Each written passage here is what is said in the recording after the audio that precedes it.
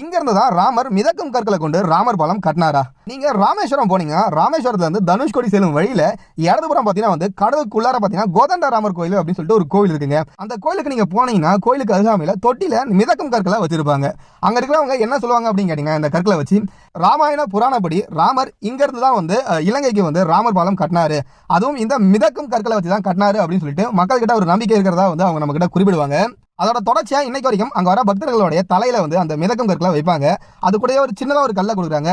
அங்க வர பக்தர்கள் அந்த மிதக்கங்களை வச்சதுக்கு அப்புறம் அந்த சின்ன கல்லை கொண்டு போயிட்டு அந்த கடல்ல போட்டு வருவாங்க. அதாவது வந்து ராமர் எப்படி வந்து மிதக்கும் கற்களை வச்சு பாலம் கட்டாரோ அதே மாதிரி ஒரு விஷயத்தை இன்னைக்கு வர பக்தர்களும் செய்யணும் அப்படின்ட்டு இந்த ஒரு ப்ரொசீஜரா வச்சிருக்காங்க. நம்ம போகும்போதே நிறைய மக்கள் இதை பண்ணிட்டு இருந்தாங்க. அது மட்டும் இல்லாம அந்த மிதக்குங்கள்ல ஒரு தொட்டியில இருக்க தண்ணியில மிதக்க வச்சு நம்மளுக்கு காட்டுறாங்க. ராமர் பாலத்தை கட்டினாரு அப்படின்னு சொல்லிட்டு அங்க இருக்கிற மக்கள் கிட்ட, அங்க வர மக்கள் கிட்ட அங்க இருக்கிறவங்க சொல்றாங்க.